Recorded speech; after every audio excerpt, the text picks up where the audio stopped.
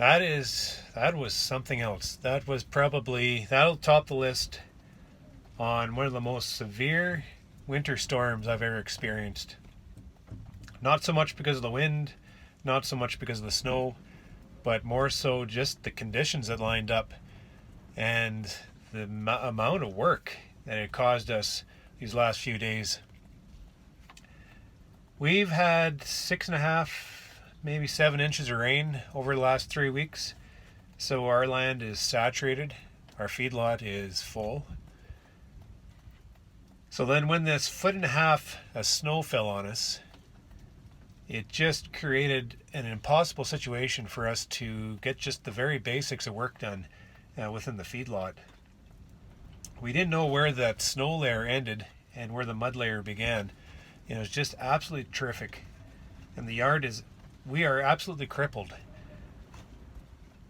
We did our best just to get basic feed out to the animals. We couldn't even drop straw for them. It just pounded into the muck. And the animals were pretty much in a, it was weird. They were just standing huddled together in a waited out kind of mode. So that was quite the experience. We're getting through and we're getting feed out to the animals and they're hungry.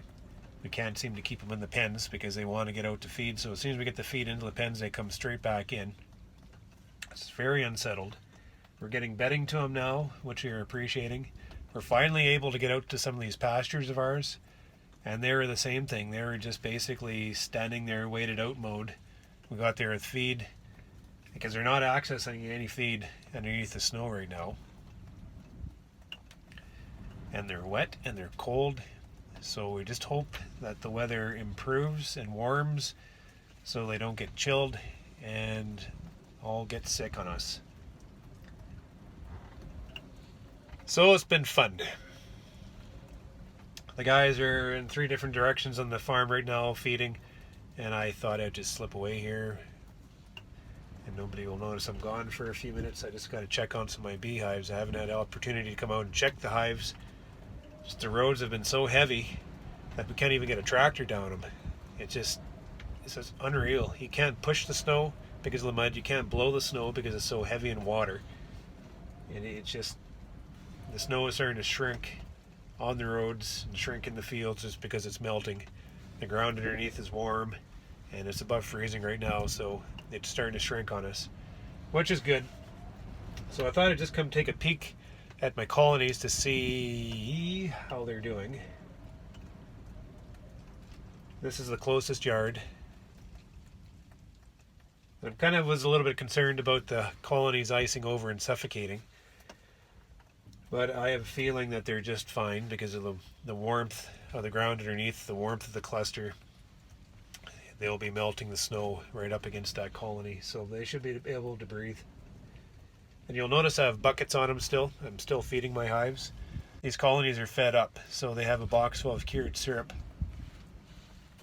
Just they're so big, and I got to make sure that these colonies have enough feed to get them well into April if we run into a terrible winter. We've got to make sure there's enough feed in these colonies to get them well into April without having to do any winter shed feeding. Feeding them late like this adds stress because they have to cure the syrup. They have to remove the moisture from the syrup to cure it. And if they don't, then the syrup gets stored in the frames as wet. And honey and syrup being hygroscopic, it'll take on humidity and spoil. So we got to make for damn sure that we're not, causing problem by feeding them too late like this. But my train of thought is these colonies have, they're up to their weight. They're 95 to 100 pounds in the box. So they have a box full of cured syrup.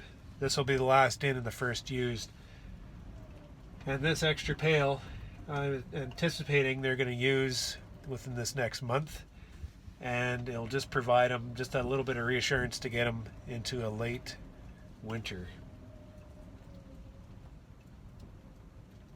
And I'm just going to take a peek here to see if they're feeding on the pails. I am anticipating that, everything looks pretty desperate right now. Looks pretty bleak. along with everybody's spirits.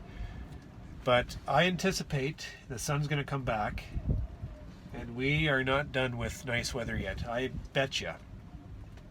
We have some beautiful weather come. It's going to melt all the snow. It's going to make for a hell of a slop. There's going to be a lot of overland flooding. But aside from that, we're going to get some nice days coming, and these bees are going to become active again. And now that I have them set up with these syrup pails, everything has access to syrup. They're going to go up, they're going to be able to feed, and they're going to be able to cure the syrup before we hit the desperate nature of Old Man Winter as he finally falls upon us. My biggest concern right now is actually accessing the yards to be able to move these hives out. With so much moisture now, with that 7 inches of rain, and then this 1.5 foot of snow, like, it's going to be impossible to access pretty much all my yards. It's just going to be a slop fest. So I'm thinking what I'm going to have to do is wait for the frost to set in and just hope that the next snowfall holds off to allow the frost to set in to allow me to walk into these yards to move them out. So either that or use this tractor to move them out. Everything's on pallets. I mean, I can move things with tractors and skidsters, and it just adds layers of work. Moving bees with the easy loader is so much quicker, so much easier. So we'll just have to see how everything pans out here. And we're just kind of in that wait and see mode. But there's nothing we can do, so there's no use fighting it. It's just, you gotta go with it. And just, this is why we set our hives up in September. We've put so much attention on making sure these hives are set up and ready to go by October, because October sometimes comes in nice, but sometimes it comes in like this, and there isn't a fucking thing you can do about it. And you got to make sure these hives are set up and ready. And just bringing them in is just a detail. So anyways, I better get back to the farm right away. They're going to start noticing I'm gone. But I just want to take a peek to see if they're in fact opening up the entrances, and just going to see how they're doing. So this yard is fairly exposed.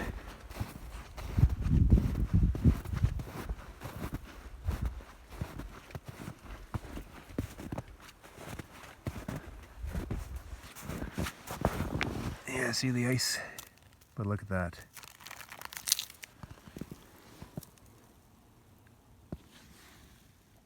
You can almost feel the warmth coming out of those colonies. See the ice there? Look at that.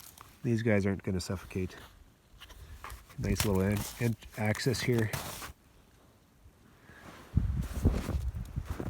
Rest assured, these colonies are big.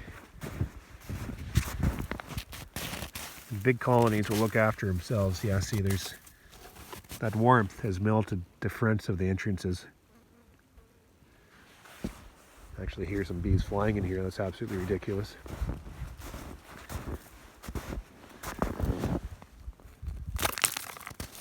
Look at that.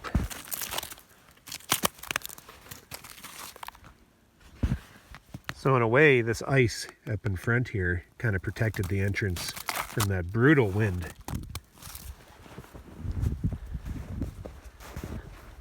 The girls are buried here.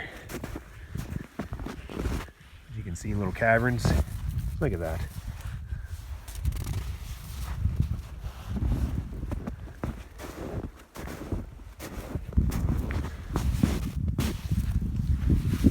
Little caverns. See, the hives have melted space all the way around the colonies.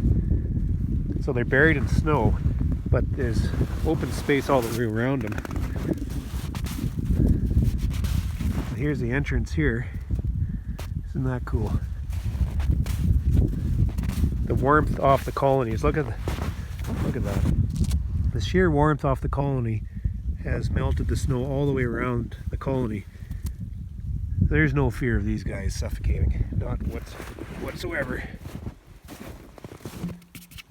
These pails are tapping somewhat empty because they're feeding. It's not something.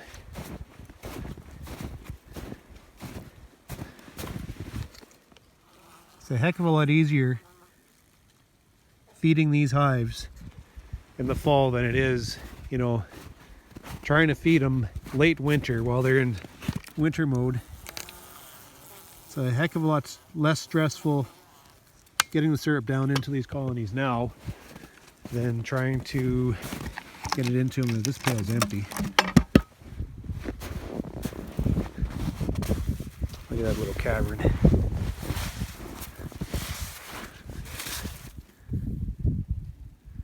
Is that ever cool? These colonies underneath the snow probably didn't know any different this storm hit.